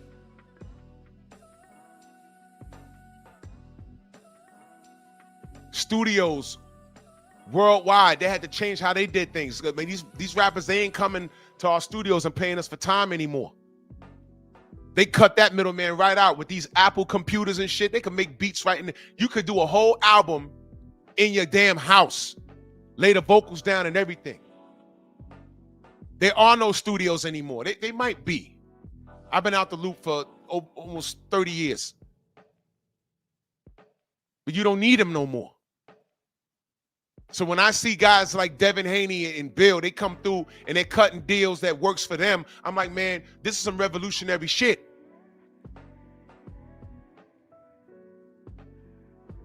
Ali didn't do things like that. These guys paid the price for these fighters to do what they do. So when we say Devin's a boss, when we say Deontay Wilder's a boss, he made his own way. DHP made their own way. Errol got caught up in this PBC shit. He's not broke by far. But he started asking the right questions right before he did what? Fight Bud. Those guys don't hate each other. And I firmly believe that behind the scenes, they were talking about a lot of business. Didn't Bomac said that Bud was instrumental in making that fight? Helping Errol make that fight? I believe that. I believe that. Wholeheartedly, I believe that. Bud's not dumb. I didn't like when he got on Instagram and tried to explain the conversation between Al Heyman. The reason why was because I'm like, man, I don't like these guys saying the quiet parts out loud. Just move in silence. It sounded wrong. Come to find out, What I took from that was what he said, what? When Al Heyman told him, I'm not letting anybody near that fight. Remember when he said that? I said, whoa, wait, whoa, what? I believe that. Now, why the fuck would Al Heyman say that? You know Al Heyman, the pro-black promoter? I'm sorry, he's not a promoter. He's not a manager. He's an advisor. The guy that they tried to sue that we was running around protecting all this time, right? That guy told Bud, I'm not letting anyone near this fight. Wow. Well, look at Bud now. And look at the PBC now. Just look. Just look. Pay attention. Don't take my word for it. Just look at what's going on. What do I always say? Time reveals all truth. You see? This is what I'm talking about. Now, I'm glad Bud did this. And we're celebrating now. But God damn it, I want you to think about the fighter in your city that you know is nice and won't get a look. If those sanctioning bodies go belly up, what are they going to do? Everyone's going to have to go to Saudi. And Dana White's going to love that. He's going to have fighters by the millions. Not hundreds, not thousands, the millions. And he's going to have his pick from the litter. And he may pick a marketing scheme. We were just talking about how we're not really sold on Ben Whitaker. Ben Whitaker might be the last actual marketing scheme ever. They're going to sell him off of his light skin and good looks. But can he fight? We don't know. We need to see more. Yeah, he got an outstanding knockout last weekend. Who was that guy? Canelo voice. Who's that guy? Yeah, he might be nice. We don't know yet. But how did AJ pan out? He did some things, but it was marketing. We're talking about him unifying to become undisputed with Deontay. Eddie Hearn meets us with seat sales and how he sells out Wembley. Nobody cares. Make the fight. Sell out Wembley fighting Deontay. Somebody's going to be right. Somebody's going to be wrong.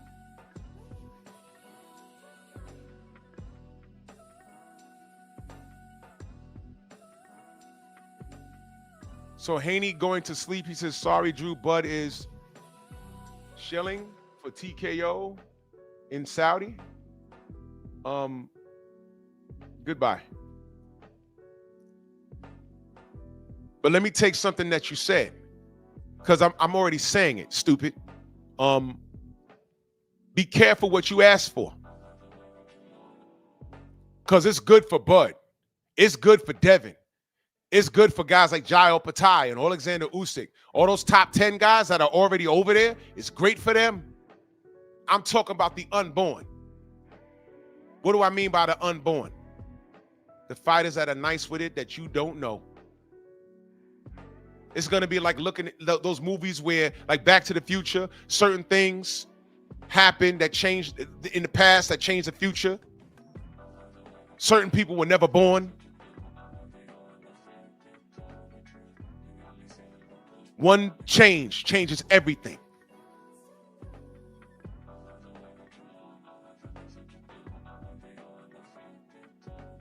If the boxers had to operate under a UFC system, how's that going to pan out?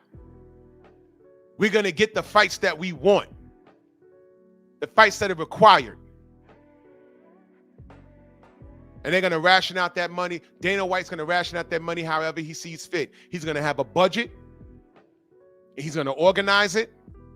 And gone are the days where the marketing schemes, just because they got a bunch of homosexuals like that clown in the chat and teeny bopping girls, like a guy because of his greasy hair.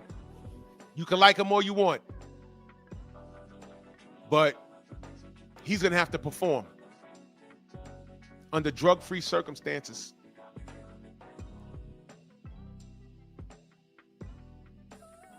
Then what you going to do? Sink or swim. You got to be nice with it. You're literally going to have to jockey for your position. The only people making those $1 million paydays, those big time paydays, will be the top 3 to 5 guys. It won't be these low-level dudes. They don't care how many Instagram followers you got or anything. So this is a power move by a power player. Who better to do it than Bud?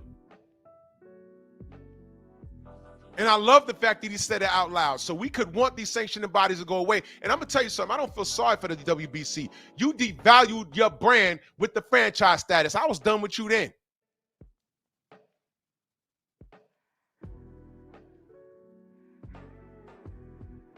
There wasn't this much malice when Canelo told you, go to hell. I'm not fighting Triple G until I'm ready. He didn't do that. But let's go back to Bud real quick. Then he said, allegedly, I made X amount of money. You don't know how much I made. You don't know how much I made. Once again, you're speculating. You're speculating. So listen, Mauricio, I appreciate you. I appreciate you. Because everybody in the world know you was going for Canelo. You was mad that I beat Canelo. It's okay. It happens, you know? But if you a real fan of the sport, you would have, you know, said congratulations. He said congratulations with a snake eye. He did not want Canelo to lose. And by the way, dudes came in here with a ghost account that says, Haney going to sleep. How'd that work out for you? How'd that work out for you? And now you're in here trying to badmouth Bud. You can't badmouth Bud. How'd that work out for you and Canelo? How much money did you lose?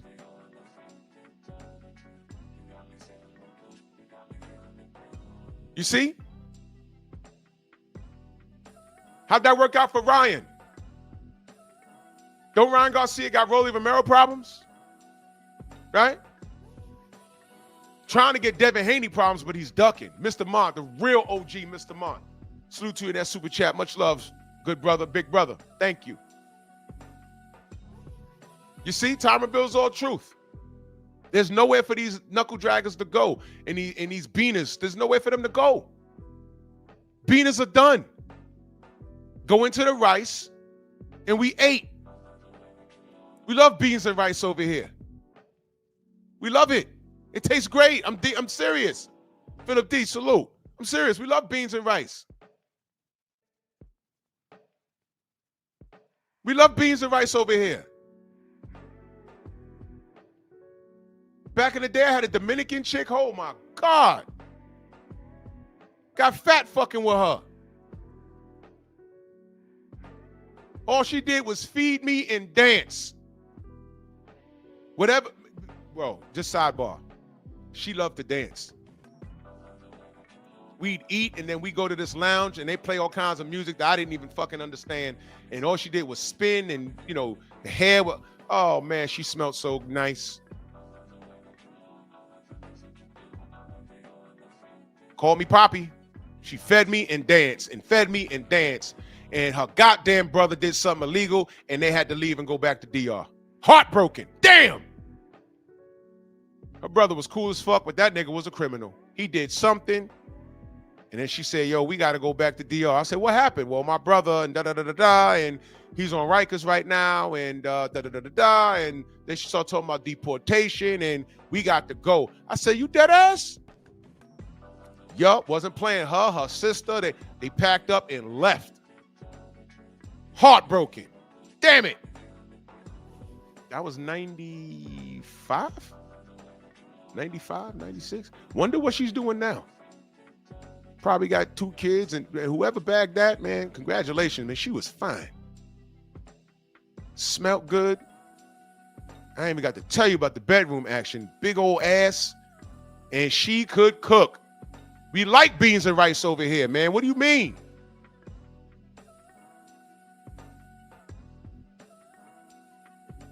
We love it. Oh, my. Shout out to my Latinas. Oh, my God.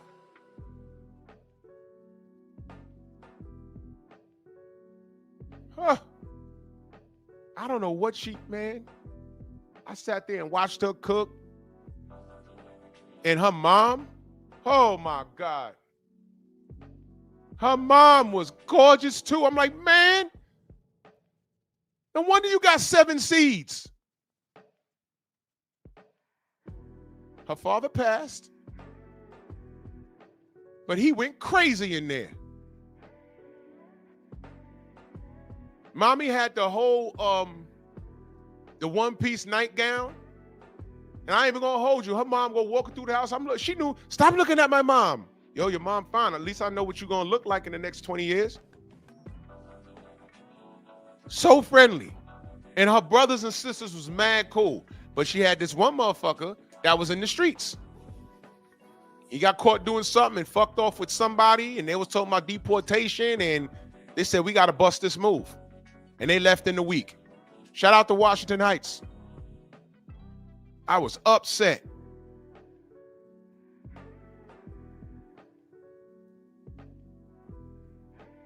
Shout out to my Dominicans. Whew. I haven't met an ugly Dominican woman. I'm dead serious. I haven't met one. I've never been introduced to a ugly Dominican woman, ever. I don't care if they're black or you know, with the European features. No, I've never been introduced to one. Never. Don't fuck around because they will stab you in the forehead. Look at Thomas lies, man. Shut up.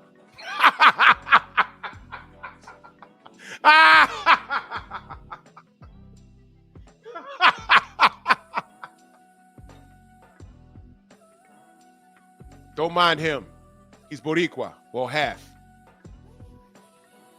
Oh my gosh. Shout out to DR. I ain't even gonna hold you. Once I got acclimated to social media, you think I didn't look for her? I was like, maybe she on Facebook. Maybe she on the gram. Never found her. They packed up and left. They had a 3-bedroom in the Heights. They packed up and they were gone. I drove by there. I said, yo, niggas around the corner was like, yo, bro, they broke out. They got in a U-Haul. They said, yo, they were telling me what old boy did, but I mean, they did something bad. When you have law enforcement and the streets looking for you, no, like they had to go. I don't know exactly what he did, but they had to go. I was like, geez, all right. Whew. 38 inches, hips. Butt like a half moon, and this was not the BBL era. Tiny little waist, 36C boobs. Oh my gosh. That was good business. But she gone. She gone. Oh, why? She's gone. Oh, why? I was in the middle of the street like, no. I was on Amsterdam Avenue on my knees with my fist in my chest like, no. Started raining and shit. Cars driving by. Get the fuck out this street. This nigga go crazy, man. Come on, papi. It's over. Jesus Christ. Shut up. Your Count Dracula sounding ass. Leave me alone. I'm heartbroken. Fuck. Anyway. Boxing, please.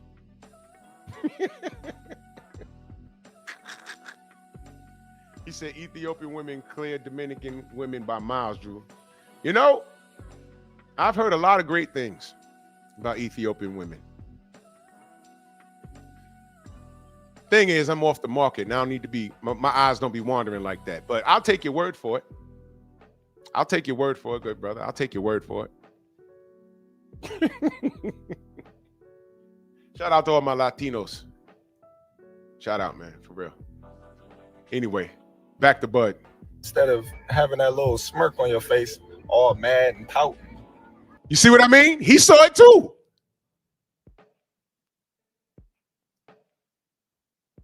Mauricio pretty much told Bud, you beat Canelo so convincingly, he told you, fuck you with a smile. He saw it. He saw it. But listen, though, You should have took the money, and you should have been thankful and grateful that I was rocking your belt around as your champion.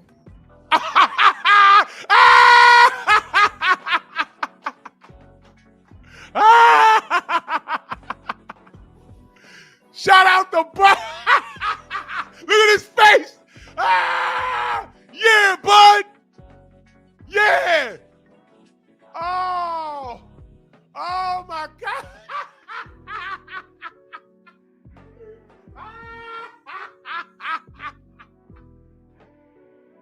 Oh, this is brilliant. Oh man, I'm loving this. Yo, I'm never getting rid of this video at all. And we need to protect Bud at all costs, because they're gonna try and take his life. I'm dead serious, bro. They're that gangster, and they hate us to that degree. I didn't like what he was saying, Mauricio, when he's talking about I wish him the best, and they're signing that oak tag cutout at the convention. Man, that was sarcasm, man. As your champion, the WBC champion, the undisputed champion at that. But you want to make it about you. You want to say, oh, well, you stripping me. Like, I've been stripped before. The IBF just stripped me when I was at 147. Doesn't matter. I'm still considered the undisputed champion. I'm still the champion in the division. Because you know why? The only belt that's recognizable as the champion is the ring belt, baby. That's the #1 belt in the division. Where's the lie? That trumps all belts. And guess what? It's free. It's free. What the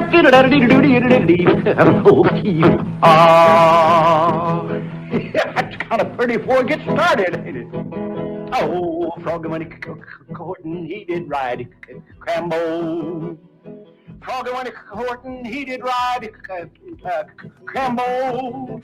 Froggy when he courtin', he did ride a sword and a revolver by his side. Crambo killed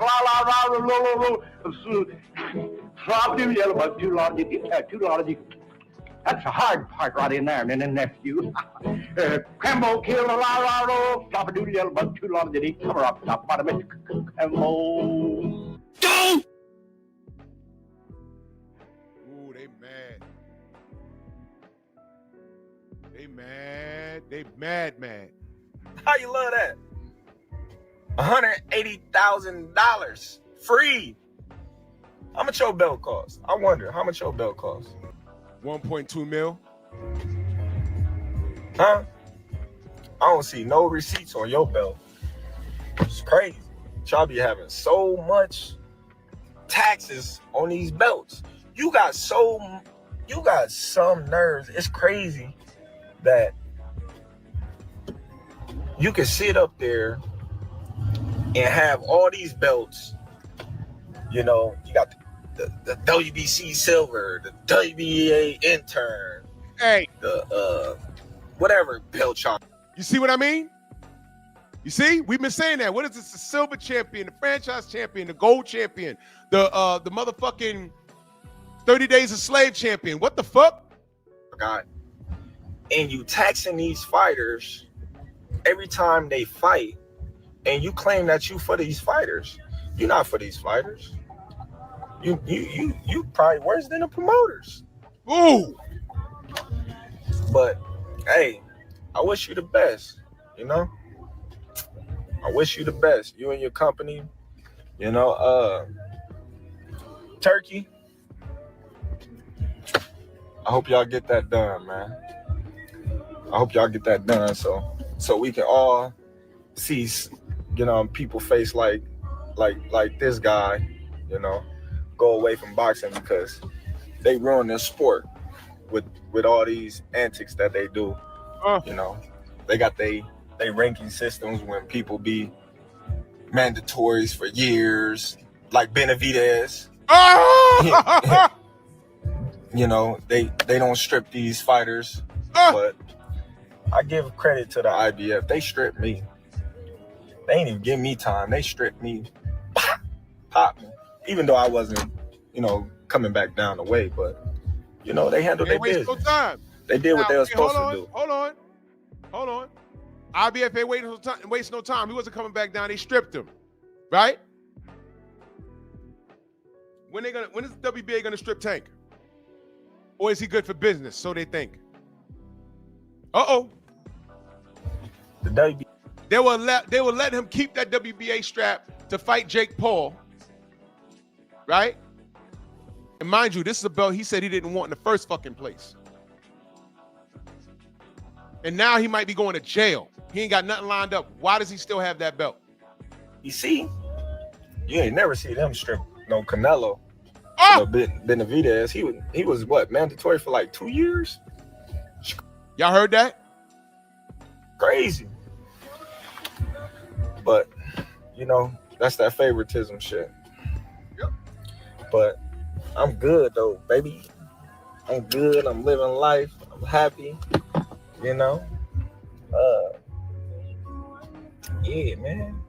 Still the champion. Can't take that away from me. History already been made, baby.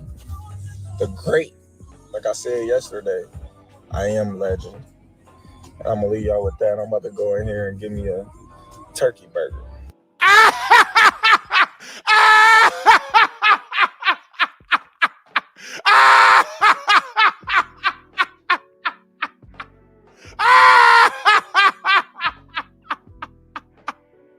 I'm gonna get a turkey burger. That went right over your head, didn't it? I'm gonna get a turkey burger with some Aliceek sauce. Yes.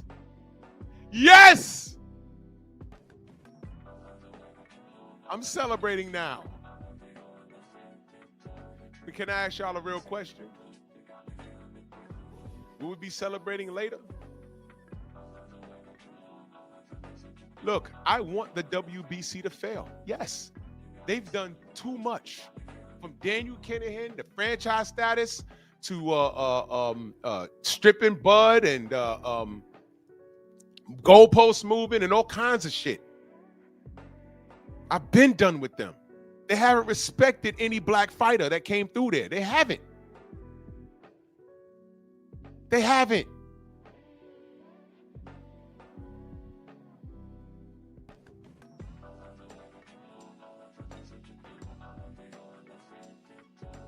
But I need y'all to be careful now. Because if everybody follows suit, right? The fighters in the limelight now will benefit from this. But what about the unborn? For those of you that have jobs that have a union, that term, F the unborn, that means, like, when it comes time for negotiations, when you're negotiating money and the length of disciplinary actions or whatever, you got to go in there and negotiate certain things. Money, time, overtime, and stuff like that. And they say, okay, everybody that was hired from 2020 to now, y'all will benefit from this deal. But everybody that was hired in 2026, we're going to have to do another deal, and it's going to be less than what y'all doing now, what we giving y'all now. So do y'all want to do that? But, we'll give you what you want now. You guys, if you were hired from 2020 to 2025, we'll give you what you asking for now. But 2026, we got to get what we want out of this. Get back to us. And as a union, we got to sit back and say, well, do we, go for the gusto now? Because this is really great for us now. But it's going to be worse for the guys that get hired in January. Do we say fuck the unborn and go for self? Or do we say, nah, we'll take less of what we're asking for, but we got to come back in January and renegotiate again? Do y'all know how annoying that is? and everything as workers that we're asking for, it's just right. We're out here doing the work. And management don't want to give you shit. And what little that you do get, they want to make sure that the people that come in behind you get less than that. See what I mean? Fuck the unborn. So we're celebrating Bud now, and all the fighters that are $1 million fighters, we can celebrate them now. But what about that kid right now that's hitting the bag and he's 15 years old and he got all the talent in the world? It's going to be, how do we get Saudis to come look at us? We're still having these tournaments. How do we get somebody from Boxer or I'm sorry, not Boxer, TKO? Dana's going to have a unit of people go out to 4 corners of the globe and go to these gyms. And where some of these kids, you know, where, you know, if they make their pro debut, they could have been making, I don't know, let's say it was $5,000. Now TKO is going to say, no. Your pro debut is going to be $500. And I'm just going to keep my eye on you.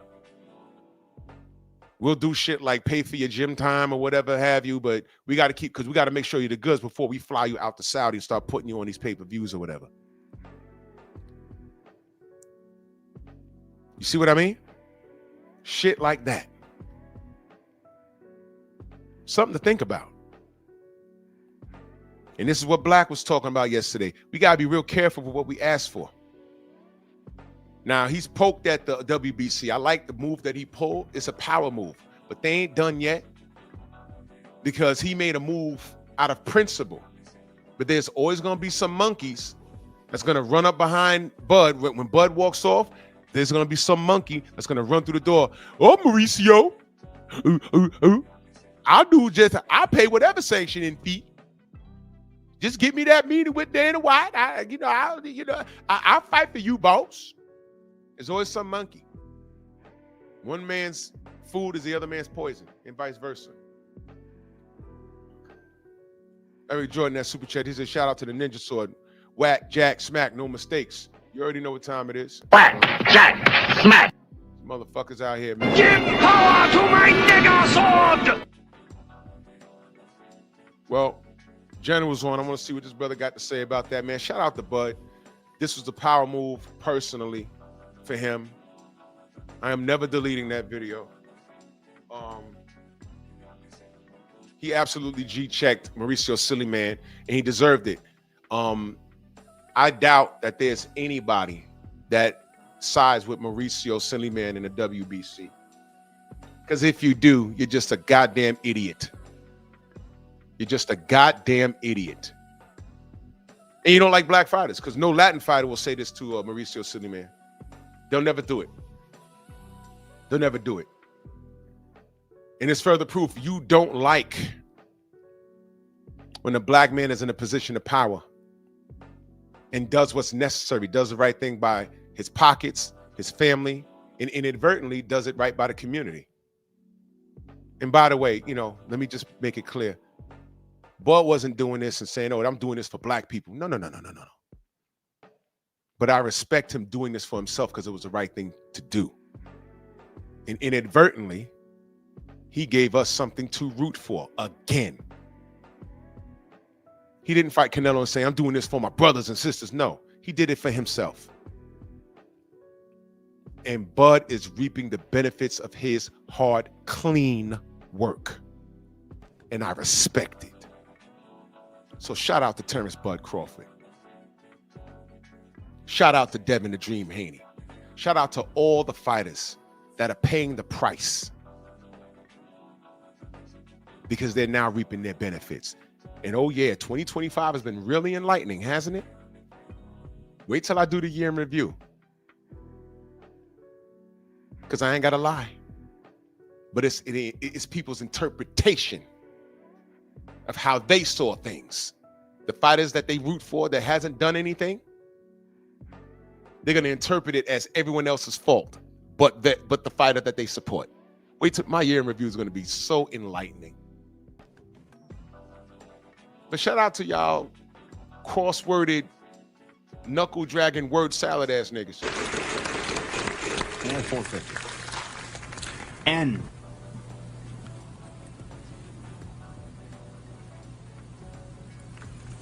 No end. Brandy.